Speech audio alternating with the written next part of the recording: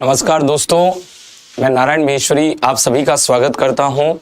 और कल की सीरीज को आज हम आगे बढ़ाते हैं भारत के गवर्नर जनरल और वायसराय।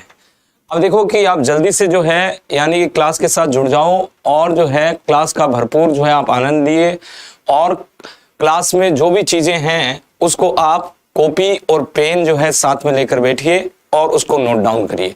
देखिए भाई, कल की सीरीज को आज हम आगे बढ़ा रहे हैं और आज की सीरीज में देखिए कि बंगाल के गवर्नर जनरल में हम लॉर्ड वेलेजली की बात करेंगे। लॉर्ड वेलेजली 1798 से लेकर 1805 तक थे। तो 1798 से लेकर 1805 तक कौन थे? Lord Wellesley. ये इनका कार्यकाल है। देखो, लॉर्ड वेलेजली की सबसे महत्वपूर्ण जो यानी कि कार्य था भारत में, वो सहायक संधि प्रणाली की शुरुआत करना। तो इन्होंने जो है सहायक संधि प्रणाली की शुरुआत की थी, यानी कि he started the subsidiary alliance. Subsidiary alliance का मतलब क्या है या सहायक संधि प्रणाली का मतलब क्या होता है? सहायक संधि प्रणाली का मतलब ये होता है कि यदि किसी देशी रियासतों पर किसी दूसरी देशी रियासतों का आक्रमण और हमला हो तो इस एवज में ब्रिटिश ईस्ट इंडिया कंपनी आपको सहायता दे सकती है, सैनिक सहायता दे सकती है। और इसके लिए आपको क्या करना पड़ेगा? आपको पैसे का भुगतान करना पड़ेगा कि if any princely state targeted by the other princely state, in this case East India Company ready to provide you a military assistance, for this you need to pay the money to the East India Company। इसी को बोला गया सहायक संधि और सहायक प्रणाली system बोला गया। देखो, भारत में अंग्रेजी सत्ता की श्रेष्ठता स्थापित करने तथा फ्रांसीसियों के भय को समाप्त करने के उद्देश्य से वेलेजली ने सहायक संधि प्रणाली को प्रचलित किया और इस संधि को स्वीकार करने वाले राज्यों के वैदेशिक संबंध अंग्रेजी राज्यों के अधीन हो जाते हैं, परंतु उनके अतिरिक्त मामलों में हस्तक्षेप नहीं किया जाता था। तो इसमें क्या हुआ कि भाई देखिए, ऐसा है कि कोई भी जो देशी रियासत हमारे साथ सहायक संधि करेगी तो उस कंडीशन में वो किसी भी विदेशी कंपनी के साथ हाथ नहीं मिलाएगी, और किसी विदेशी कंपनी के साथ हाथ मिलाएगी तो पहले हमसे परमिशन लेगी। तो इसका मतलब क्या है? ये लोग बड़े जो है शातिर लोग थे, ये लोग बड़े जो है हम कहेंगे कि कनिंग लोग थे, बड़े चतुर और चालाक थे कि दे वांट टू हाईजैक दी हम कहेंगे foreign affairs of the princely state.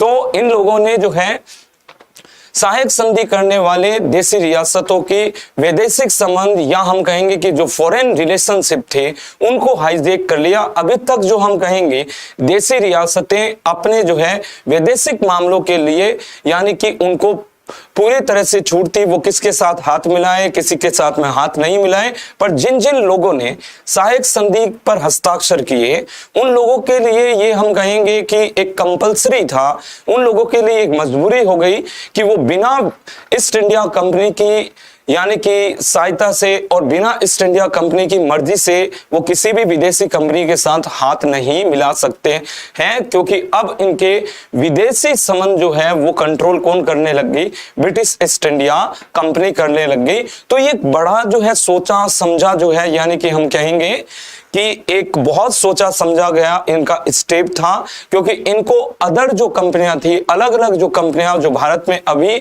अपने अपने स्पेस ढूंढ रही थी, अपनी अपनी जगह ढूंढ रही थी, अपने आप को मजबूत करना चाहती थी, उन सब कंपनियों को दूर करने के लिए ब्रिटिश ईस्ट इंडिया कंपनी ने एक ऐसा सिस्टम डिजाइन किया।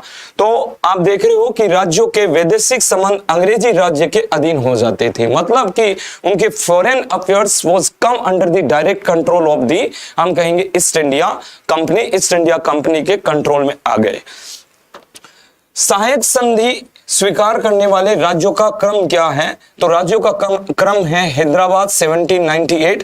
हाँ जी, ये आपका सवाल आता है कि किस जो है राज्य ने सबसे पहले सब्सिडरी अलायंस पर साइन किए, सबसे पहले जो है सहायक संधि पर हस्ताक्षर करने वाली देशी रियासत कौन सी होती है? तो सबसे पहले सहायक संधि पर हस्ताक्षर करने वाली देशी रियासत हैदराबाद थी 1798 में। जी हाँ मेरे दोस्तों, इस बात को बिल्कुल ध्यान रखना, बिल्कुल आपके जो है दिमाग में होनी चाहिए। बार बार ऐसे सवाल पूछे जाते हैं कि which princely state sign the subsidiary alliance with the British East India Company first time, then your answer must be Hyderabad in 1798।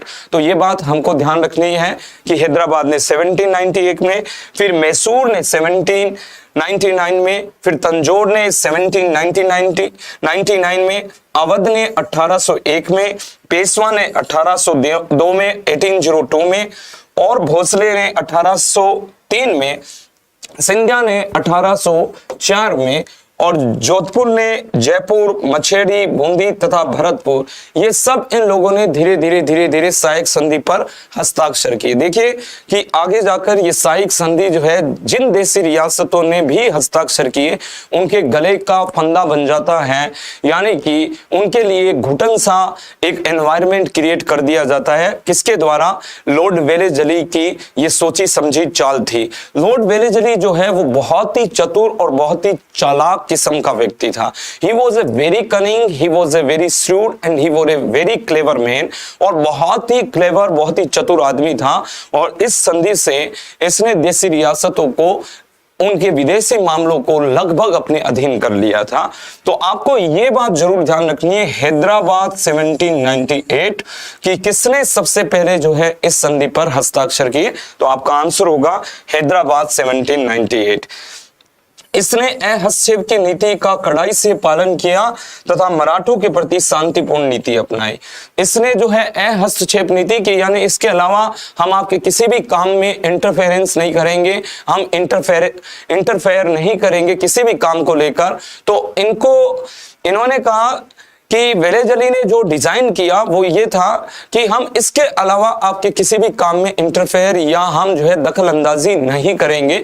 इसका जो है इसने कड़ाई से यानी कि पालन किया, और मराठों के साथ में इसने शांतिपूर्ण व्यवहार किया, मराठों के साथ में इसने पीस कायम की, मराठों को ज्यादा उकसाया नहीं, क्योंकि अभी ये ब्रिटिश ईस्ट इंडिया कंपनी के लिए ठीक नहीं था कि मराठों को उकसाना। देखो आप एक आदमी से आप दुश्मनी कर सकते हो, एक को आप क्या कर सकते हो, एक अपने फेवर में कर सकते हो। जब आपको लगे कि अब यहाँ वाली सिचुएशन जो है ठीक हो गई है तो इन आदमियों को अब अपना दुश्मन बनाया जा सकता है। इसी कैलकुलेशन के साथ में जो है ईस्ट इंडिया कंपनी भारत में चली है।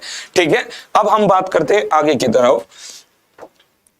आगे देखिए कि अब हम कहेंगे कि लॉर्ड वेलेजली के बाद में बंगाल का गवर्नर जनरल आता है लॉर्ड मिंटो फर्स्ट। ये 1807 से लेकर 1813 तक था। तो 1807 से लेकर 1813 तक जो है लॉर्ड मिंटो था, और इसका एक ही काम जो हमारे लिए बहुत इंपॉर्टेंट है, इनके समय में रणजीत सिंह के साथ में 1809 में प्रसिद्ध अमृतसर की संधि हुई, और संधि पर अंग्रेजों का प्रतिनिधि के रूप में चार्ल्स मेटकॉफ ने हस्ताक्षर किए। देखिए जो अमृतसर की संधि होती तो किसके समय में है? अमृतसर की संधि जो होती है Raja Ranjit Singh, he was the king of the Punjab, Punjab के राजा रणजीत सिंह के साथ में संधि की जाती है। He was a great leader, और 1799 में इन्होंने जो है अपनी राजधानी लाहौर को बनाया रणजीत सिंह ने। और रणजीत सिंह के साथ में जो यानी कि हम कहेंगे कि अमृतसर की जो संधि हुई, उस संधि के तहत रणजीत सिंह को जो है यानी कि सतलज नदी के दक्षिण तक रोक दिया गया था, कि सतलज नदी के दक्षिण जो है यानी कि सतलज नदी है, और सतलज नदी का दक्षिण का जो सिरा है वो इनके जो है साम्राज्य का हिस्सा मान लिया गया, और इनको बोला गया अब सतलज नदी के नीचे आपको जो है अपना साम्राज्य नहीं फैलाना है, सतलज के उस पार जो आपको करना है करिए, पर इसके नीचे आप जो है यानी कि किसी भी तरह का अटैक, किसी भी तरह का आक्रमण मत करिए। तो ये एक संधि जो है बहुत इंपॉर्टेंट संधि थी। और इस संधि पर हस्ताक्षर कौन करता है? इस संधि पर हस्ताक्षर करते हैं कौन? इस संधि पर हस्ताक्षर करते हैं चार्ल्स मेटकॉफ, जो आगे जो है गवर्नर जनरल बनकर भी आते हैं। तो चार्ल्स मेटकॉफ ने इस संधि पर हस्ताक्षर किए। जी हाँ मेरे दोस्तों, कि who sign the treaty of Amritsar as a representative of the British East India Company, then your answer must be Charles Metcalfe. Charles Metcalfe ने as a representative of East India Company इन्होंने ही इस संधि पर हस्ताक्षर किए। तो ये बात आपको जो है समझ में आ जानी चाहिए। तो राजा रणजीत सिंह और ईस्ट इंडिया कंपनी के मध्य, जो कि पंजाब पंजाब के राजा थे। किसके राजा थे? पंजाब के राजा थे। और उनके साथ में ही was a great leader, no doubt. और इतिहास में इनका नाम हमेशा स्वर्णिम अक्षरों से लिखा जाएगा। ये बहुत ही बहादुर और बहुत ही जो है हम कहेंगे कि एक अच्छे प्रशासक के रूप में भी राजा रणजीत सिंह को माना जाता है। ठीक है, अब हम कहेंगे कि लॉर्ड मिंटो के बाद में जो गवर्नर जनरल आता है वो बंगाल के गवर्नर जनरल में है लॉर्ड हेस्टिंग्स। 1813 से लेकर 1823 भारत में ब्रिटिश प्रभुसत्ता इसी के समय में स्थापित होती है। तो ब्रिटिश प्रभुसत्ता जो होती है, ब्रिटिश डोमिनेंसी होती है, वो हम कहेंगे इनके समय में स्थापित होती है। तो इन्होंने जो है यानी कि हम कहेंगे कि ब्रिटिश ईस्ट इंडिया कंपनी की पोजीशन को कंसोलिडेट किया, स्ट्रेंथन किया, मजबूती प्रदान की। और आंग्ल नेपाल युद्ध 1814 से लेकर 1816 में जब हुआ, अंग्रेजों और नेपाल के बीच में जो युद्ध होता है वो 1814 से लेकर 1816 के बीच में होता है। ये युद्ध भी इनके समय होता है। तो आपसे कोई पूछ रहे आंग्ल नेपाल जो युद्ध हुआ वो किसके समय में हुआ, तो आप कहोगे कि Anglo Nepal war was fought during the time of the lord Hastings. Lord Hasting के समय में जो है एंग्लो नेपाल युद्ध हुआ। इस युद्ध में देखिए ऐसा है, नेपाल उत्तर की तरफ तो बढ़ नहीं सकता है, उत्तर की तरफ तो इनके हिमालय था और एक चीन जो है शक्तिशाली जो है साम्राज्य चीन भी था।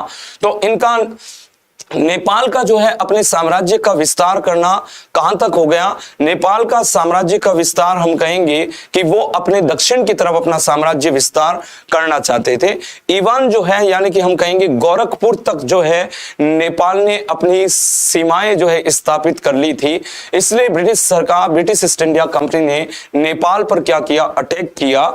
तो ये पहला जो है हम कहेंगे कारण था कि नेपाल जो है अपने दक्षिण की तरफ अपना साम्राज्य विस्तार करना चाहता था। सो इसलिए जो है ये भारत यानी कि आंग्ल नेपाल युद्ध होता है 1814 से लेकर 1816। पिंडारियों का दमन होता है। पिंडारी देखो वो लोग होते थे जो मराठाओं में हम कहेंगे अवैतनिक सैनिक होते थे, यानी कि मराठाओं में ऐसे सैनिक जो वेतन नहीं लेते थे, वो लूटपाट करते थे। यानी कि पिंडारियों का जो है हम कहेंगे अटैक जो है राजस्थान तक होते थे और ये मराठाओं की सेना में होते थे और लूटपाट का हिस्सा इनके पास में जाता था। तो इन्होंने इनके समय में पिंडारियों का दमन होता है 1824 में, ये ध्यान रखना। और मराठा संघ का जो है अंत हो जाता है। तो मराठा जो संघ बना था उसका भी अंत होता है इनके समय में। तो ये दो बातें आपको बहुत ध्यान रखनी है। एक तो आंग्ल नेपाल युद्ध होता है इनके समय में और एक पिंडारियों का दमन होता है 1824 में।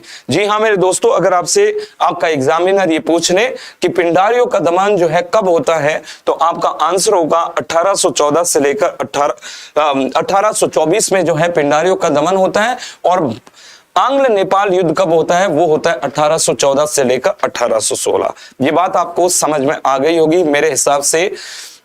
तो इस तरह से हमको चीजों का ध्यान रखना है और आपको मैं ये बार बार कहता रहता हूं और मैं ये कहता रहूंगा कि आप अपनी कॉपी और पेन अपने साथ में लेकर हमेशा बैठिए, ताकि आपको ये क्लास जो है, जो चल रही है, जो हमारी ये सीरीज चल रही है, वो आपके एग्जाम के लिए फ्रूटफुल होगी और ये आपके एग्जाम के लिए एक जो है लाभदायक होगी, बेनिफिट करेगी आपको एग्जाम में। इसलिए आप अपनी कॉपी और पेन हमेशा अपने साथ रखिए। अब हम बात करते हैं आगे की तरफ इस सीरीज में। जैसे लॉर्ड एडम्स 1823 में आते हैं। ये स्थापन गवर्नर जनरल था। इनके समय में प्रेस पर प्रतिबंध लगा दिया गया। यानी कि हम कहेंगे कि ये जब भारत में आए तो इनके हम कहेंगे एक कार्यवाहक जो है गवर्नर जनरल के रूप में थे और कोई बहुत जो हम कहेंगे कि इनको जो है फुल टाइम काम करने का मौका नहीं मिला गया। फिर भी इनके समय में जो है प्रेस पर प्रतिबंध लगा दिए गए, प्रेस पर पाबंदी लगा दी गई। तो प्रेस पर प्रतिबंध किसके समय में लगता है? वो लॉर्ड एडम्स के समय लगता है। तो इतना इंपॉर्टेंट मेरे हिसाब से गवर्नर जनरल नहीं है। तो ये गवर्नर जनरल इंपॉर्टेंट नहीं है। बस मैं आपको इस सीरीज में जो है आपको बता रहा था, पर इतना इंपॉर्टेंट ये गवर्नर जनरल नहीं है। अब हम बात करते हैं आगे। लॉर्ड एमहर्स्ट 1823 से 1828 ये भारत का प्रथम गवर्नर जनरल था जो मुगल सम्राट अकबर सेकंड से 1827 में बराबरी के स्तर पर मिला। तो ये हम कहेंगे कि ये भारत में जो ब्रिटिश ईस्ट इंडिया कंपनी आती है उनका पहला गवर्नर जनरल था, जो 1827 में अकबर सेकंड के दरबार में गया तो उनको बराबरी के स्तर पर मिला। ऐसा नहीं है कि मैं छोटा हूं, अपने यानी कि हम कहेंगे कि समकक्ष अवस्था पर मिला, काउंटर पार्ट मिला, काउंटर मेजर्स मिले। तो कहने का मतलब ये है कि 1827 में जब ये मुगल दरबार में गए और मुगल सम्राट उस समय अकबर सेकंड थे, अकबर सेकंड के जो है बराबर के ओहदे पर बैठकर इन्होंने बात की। ऐसा नहीं है कि मैं आपसे नीचे हूं और उस अनुसार मैं जो है आपसे बात करूंगा। तो इन्होंने समकक्ष के रूप में जो है यानी कि बात की। जैसे मान लीजिए कि ब्रिटेन का प्रधानमंत्री और भारत का प्रधानमंत्री आपस में मिलते हैं तो वो क्या है, समकक्ष है। वो भी प्रधानमंत्री है, ये भी प्रधानमंत्री है, ठीक है।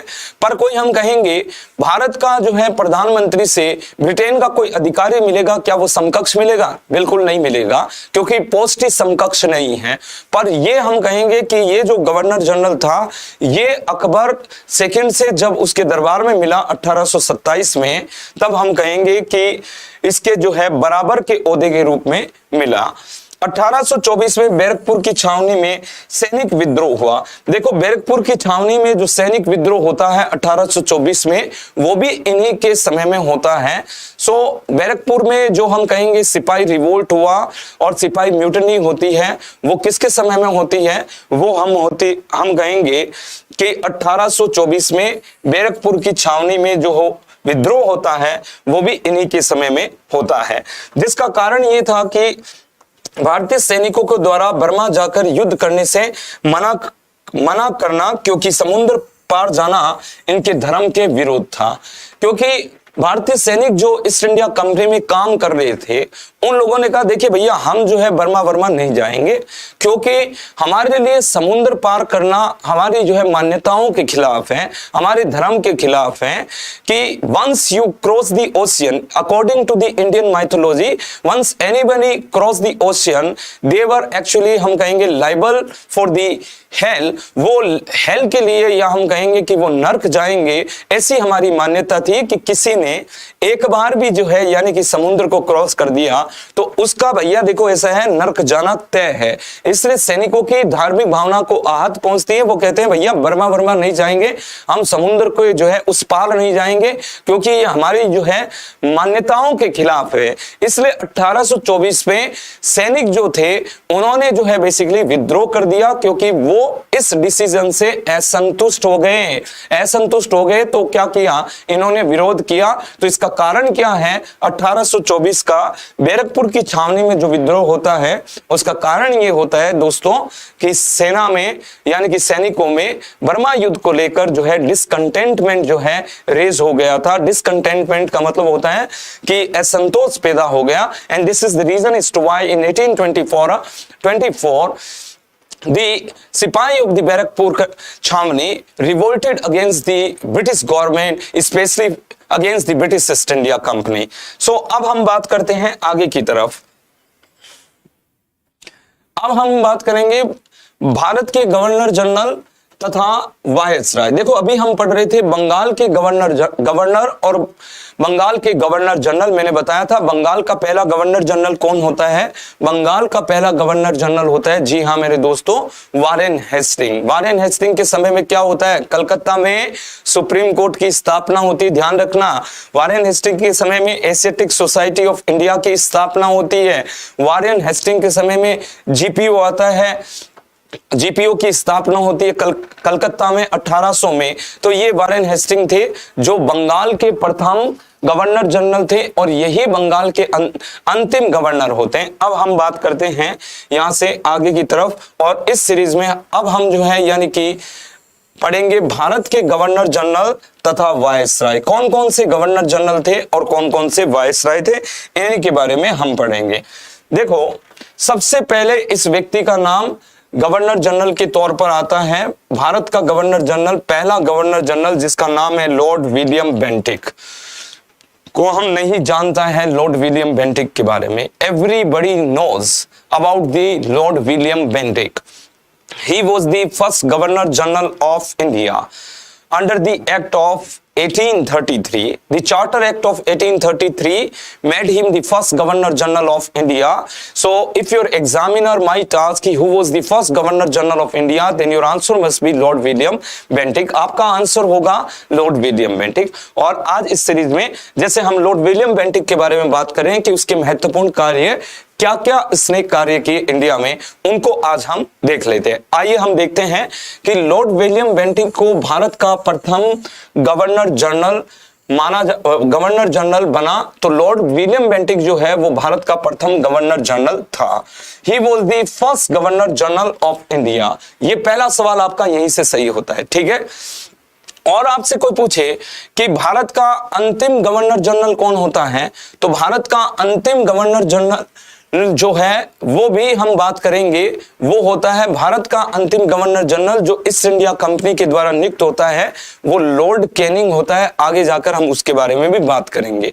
और आपसे कोई ये पूछ रहे कि देखना, थोड़ा सा ध्यान रखना कि बंगाल का अंतिम गवर्नर जनरल कौन होता है, who was the last governor general of the Bengal. ये बात आपसे कोई पूछे तो आप देखिए 1833 के एक्ट में ये बोला जाता है कि अब जो बंगाल का गवर्नर जनरल होगा वो भारत का गवर्नर जनरल होगा। इसका मतलब है 1828 से लेकर 1800 यानी कि 33 तक ये बंगाल का अंतिम गवर्नर जनरल होता है। 33 का एक्ट आता है, वो ये कहता है कि देखिए ऐसा है कि अब बंगाल का गवर्नर जनरल क्या होगा, भारत का गवर्नर जनरल होगा। इसका मतलब ये है कि लॉर्ड विलियम बेंटिक बंगाल के अंतिम गवर्नर जनरल थे और भारत के प्रथम गवर्नर जनरल थे।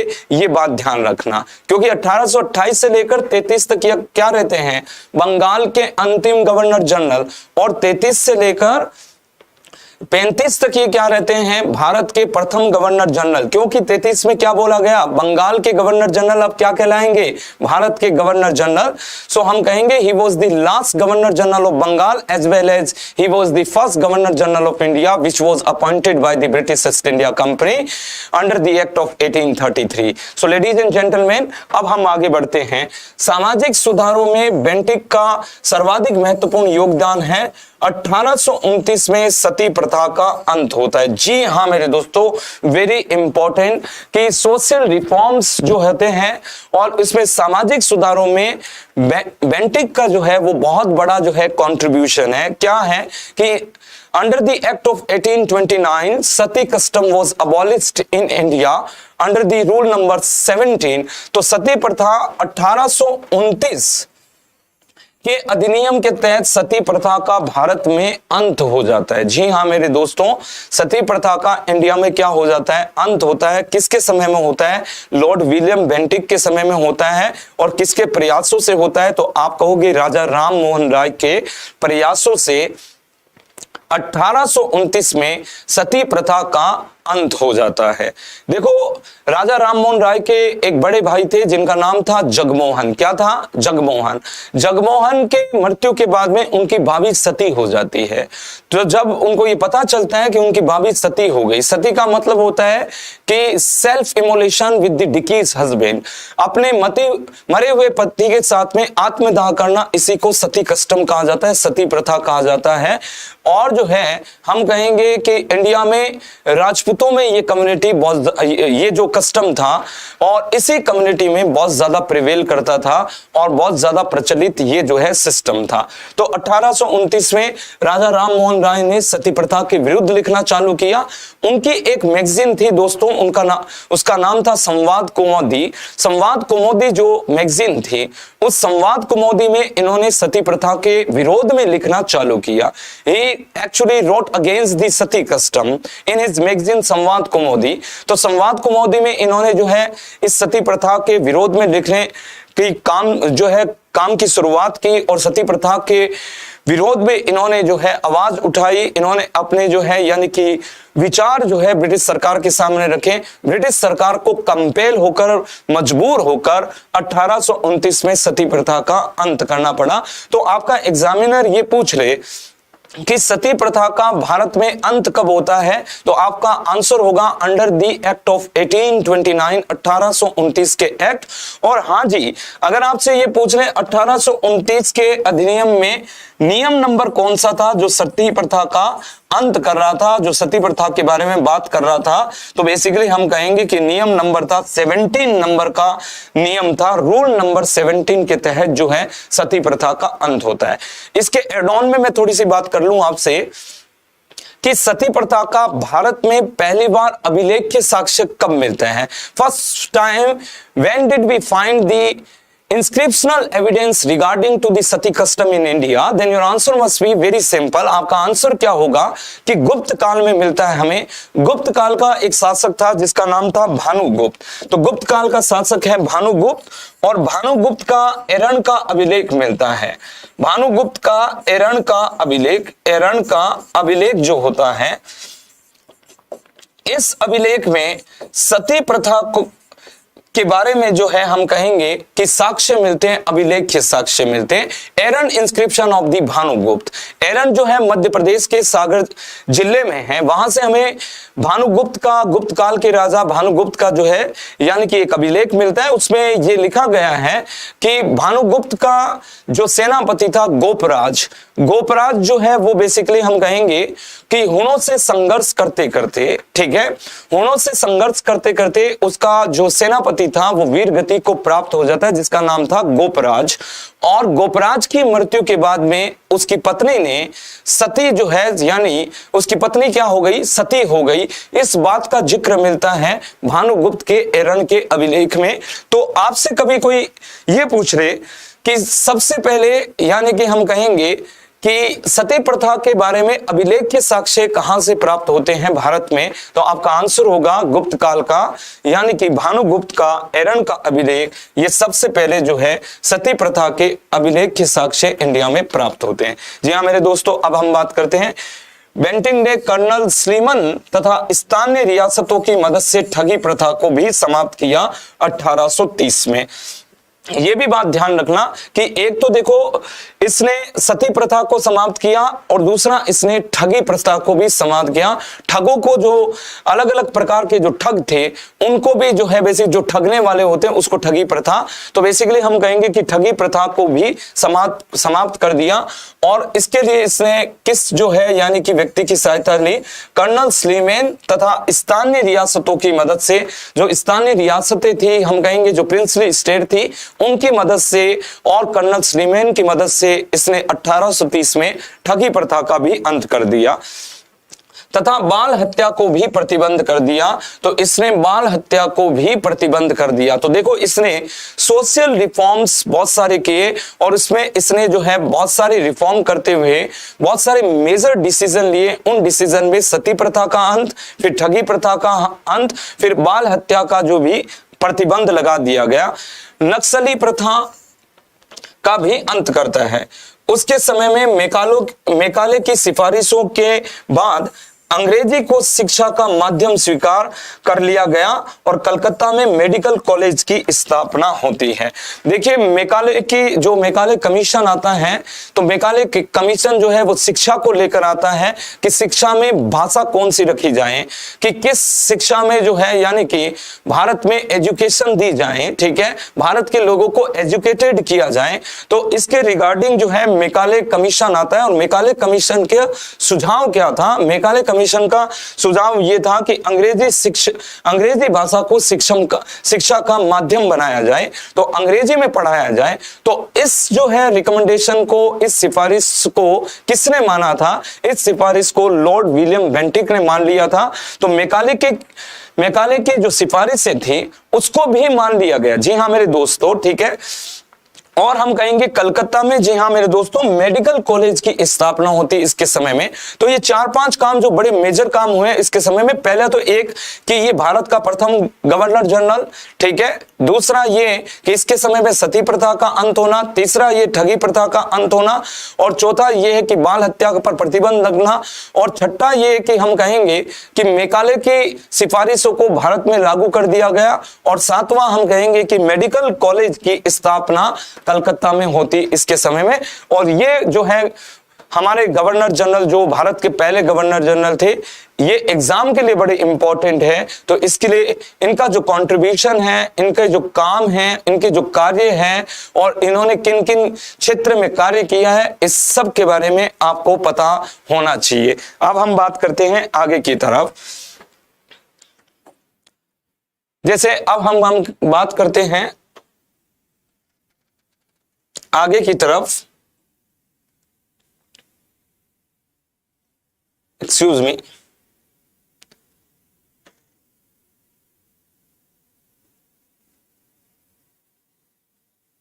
हाँ जी, अब हम बात करते हैं लॉर्ड चार्ल्स मेटकॉफ।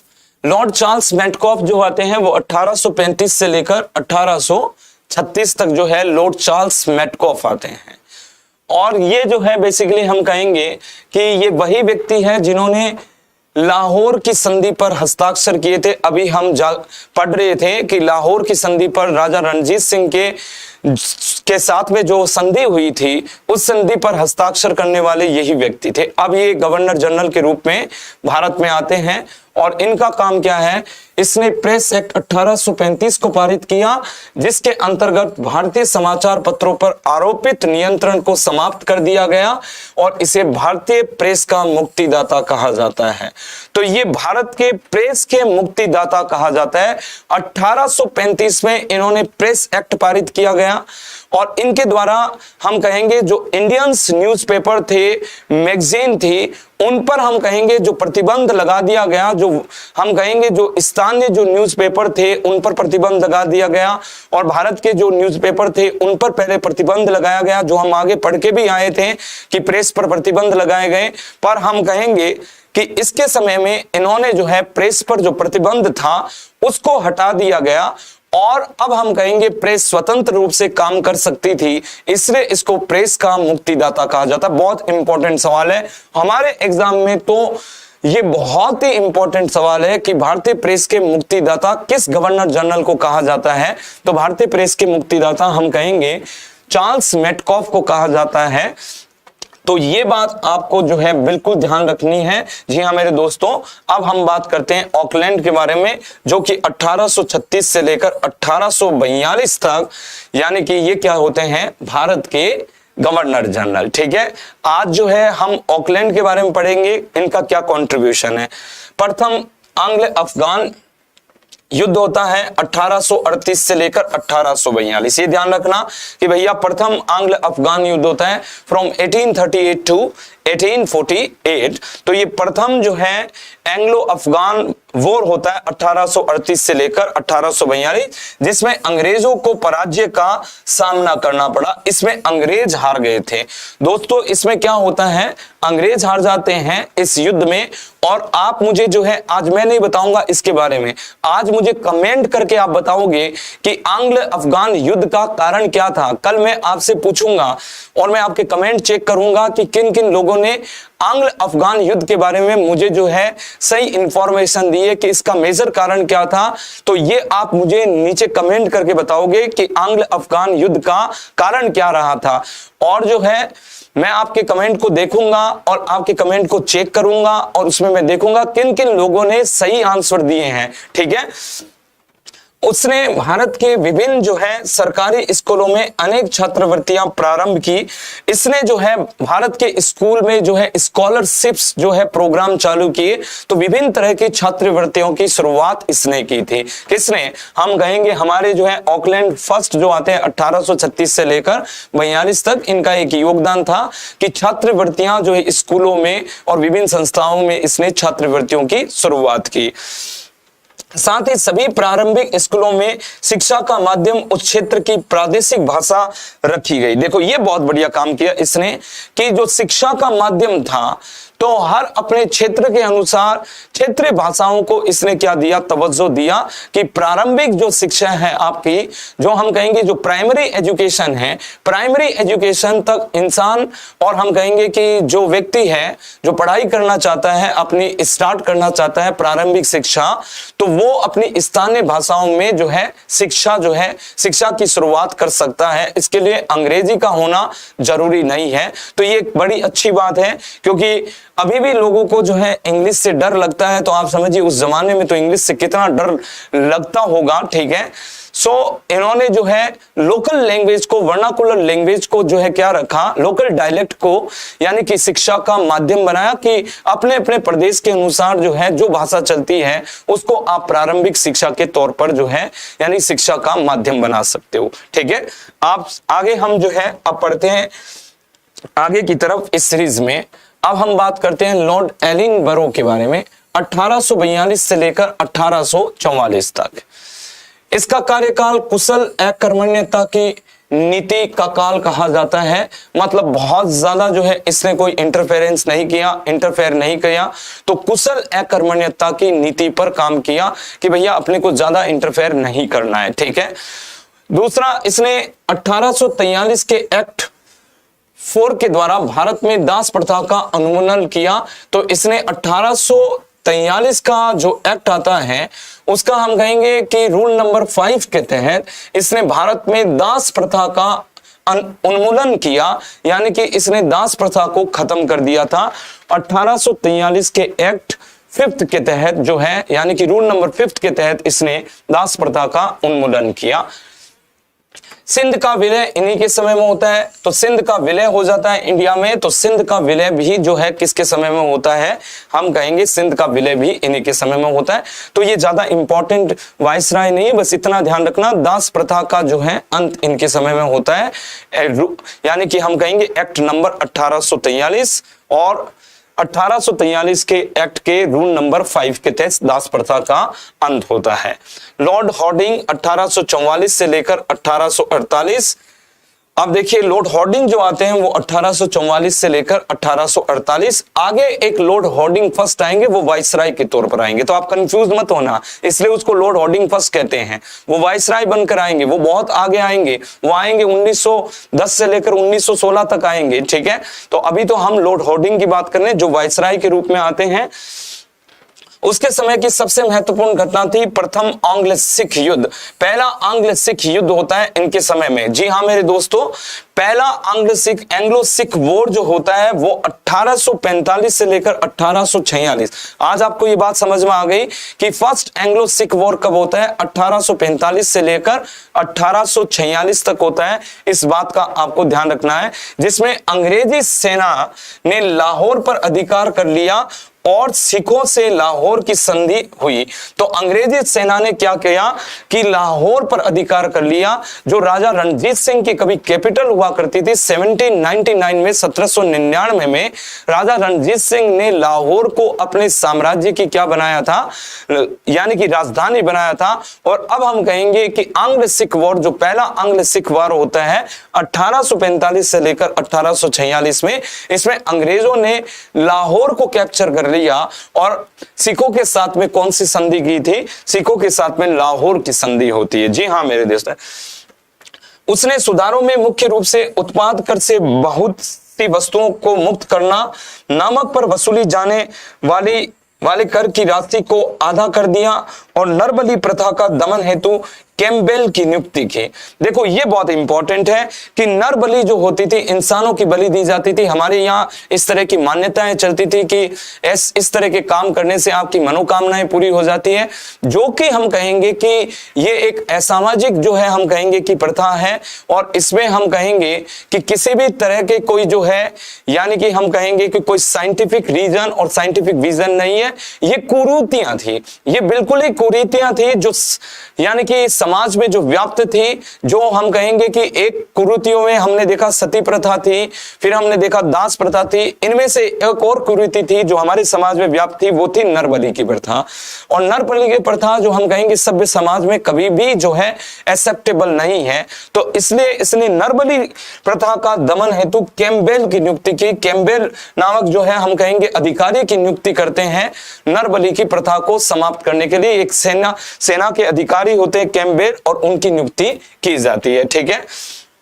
और इसने बहुत सारी वस्तुओं से जो है वस्तुओं को कर मुक्त कर दिया था, बहुत सारी वस्तुओं पर टैक्स हटा दिया, नमक पर जो टैक्स लिया जाता था उसको आधा कर दिया। ये कुछ इसने अच्छे काम किए। तो बस आपको दो चीजें ध्यान रखनी है इसमें, बहुत जो मुख्य तौर पर जो आपके एग्जाम में पूछी जाती है वो दो चीजें। एक तो इसने नरबली प्रथा का दमन किया और उसके लिए कैम्पबेल की नियुक्ति की। He appointed the Campbell to actually हम कहेंगे कि सप्रेस दी नरबली, हम कहेंगे कि कस्टम, नरबली कस्टम को जो है दमन करने के लिए, सप्रेस करने के लिए कैम्पबेल की नियुक्ति करता है। दूसरा, इसके समय में आंग्ल सिख युद्ध होता है, प्रथम आंग्ल सिख युद्ध होता है जो 1845 से लेकर और हम कहेंगे कि 1846 तक चलता है। इसमें लाहौर पर अधिकार कर लिया अंग्रेजी सेना ने। तो ये बात आपको ध्यान रखनी है। अब हमारे बहुत ही इंपॉर्टेंट गवर्नर जनरल आने वाले हैं जिनका नाम है यानी कि लॉर्ड डलहौजी।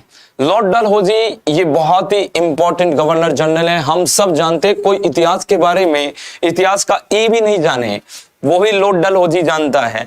और आप किसी भी जो है राह चलते आदमी को पूछ लो कि do you know about the Lord Dalhousie, तो वो कहेगा yes I know about the Lord Dalhousie. Have you heard the name of Lord Dalhousie, वो कहेगा yes I heard the Lord name of the Lord Dalhousie. Dalhousie बड़े फेमस है, ठीक है। डलहौजी का तो नाम कोई भी टॉम डिक एंड हैरी जानता है, कोई भी व्यक्ति जानता है जो कोई कभी भी नहीं पढ़ा है अपने जीवन में, वो भी लॉर्ड डलहौजी को जानता है। और खैर डलहौजी भारत में एक प्रसिद्ध जो है यानी कि स्थान का नाम भी डलहौजी है। खैर एनीवेज, द्वितीय आंग्ल सिख युग होता है इनके समय में 1848 से लेकर 1849 तक, तथा पंजाब का ब्रिटिश शासन में विलय हो जाता है। पंजाब विलय हो जाता है। अभी तक पंजाब स्वतंत्र था, अब पंजाब किसका पार्ट बन जाता है, यानी कि हम कहेंगे कि पंजाब अब ब्रिटिश शासन का पार्ट बन जाता है। और राजा रणजीत सिंह के बाद में जो दिलीप सिंह इनके जो माइनर पुत्र थे वो इस समय पंजाब के शासक होते हैं। जब 1848 में 1849 में जो आंग्ल सिख युद्ध हुआ, निचले बर्मा तथा पेप्सू का ब्रिटिश साम्राज्य में डलहौजी के समय में विलय किया गया। यानी कि बर्मा का जो निचला पार्ट है जिसको निचला बर्मा कहा जाता है, लोअर बर्मा कहा जाता है, लोअर बर्मा और पेप्सू जो वहां का रीजन है वो ब्रिटिश साम्राज्य में जो है यानी कि शामिल हो जाता है। तो बेसिकली हमको जो ध्यान रखना है वो ये बात ध्यान रखनी है कि सेकेंड आंग्ल जो है सिख युद्ध होता है वो होता है 1848 से लेकर 1849 तक होता है। जी हमारे दोस्तों, इसमें हुआ क्या, इसमें हुआ ये कि अंग्रेजी साम्राज्य में पंजाब का विलय हो जाता है, यानी कि इसका जो है यानी कि एनेक्सेशन हो जाता है ब्रिटिश एम्पायर में, किसका, पंजाब का। और दूसरा हम कहेंगे जो लोअर बर्मा होता है वो भी पंजाब में यानी कि ब्रिटिश साम्राज्य में विलय हो जाता है। तो ये कुछ चीजें होती है डलहौजी के समय। डलहौजी ने सिक्किम पर अंग्रेज डॉक्टरों के साथ दुर्व्यवहार का आरोप लगाकर अधिकार कर लिया गया। तो सिक्किम पर भी डलहौजी ने अधिकार कर लिया क्योंकि आपने हमारे डॉक्टरों के साथ में क्या किया है, मिसबिहेव किया है, और इस मिसबिहेव के कारण इसने सिक्किम पर भी अधिकार कर लिया। ठीक है। सैन्य सुधारों के अंतर्गत डलहौजी ने तोपखाने के मुख्यालय को कलकत्ता से मेरठ स्थानांतरित कर दिया। आप देखिए सैन्य सुधार भी किए इसने। ईस्ट इंडिया कंपनी की जो हम कहेंगे कि जो सेना थी और उसमें जो हेडक्वार्टर था तोपखानों का, वो हेडक्वार्टर हम कहेंगे कि इसने कलकत्ता से कहां शिफ्ट कर दिया, मेरठ में कर दिया, यूपी में शिफ्ट कर दिया। और यही मेरठ आपको पता होना चाहिए कि 1857 की क्रांति की चिंगारी कहां से शुरुआत होती है। चिंगारी की शुरुआत होती है क्रांति की 10 मई 1857 के दिन मेरठ से जो है इस क्रांति की शुरुआत होती है। तो आप समझिए कि कलकत्ता से इन्होंने जो है तोपखाने का मुख्यालय कहां से कहां स्थानांतरित कर दिया। तो ये बात आपको ध्यान होनी चाहिए, कलकत्ता से मेरठ। तथा सेना का मुख्यालय शिमला में स्थापित कर दिया गया। तो सेना का जो हेडक्वार्टर था, तोपखानों का जो है हेडक्वार्टर इसने कलकत्ता से मेरठ कर दिया। और सेना का हेडक्वार्टर जो इसने कहां जो है शिफ्ट कर दिया, इसने शिमला में शिफ्ट कर दिया। इसको मुझे लगता है गर्मी बहुत ज्यादा ही लगती थी, इसलिए शिमला में जो है यानी कि सेना का मुख्यालय, आर्मी का हेडक्वार्टर शिफ्ट कर दिया। ठीक है, ये देख लो, इसको तो गर्मी लगती थी। शिमला भारत की ग्रीष्मकालीन राजधानी बनी। इसके समय में Shimla become the summer capital of India. तो शिमला जो है यानी कि भारत की राजधानी, ग्रीष्मकालीन राजधानी बनता है।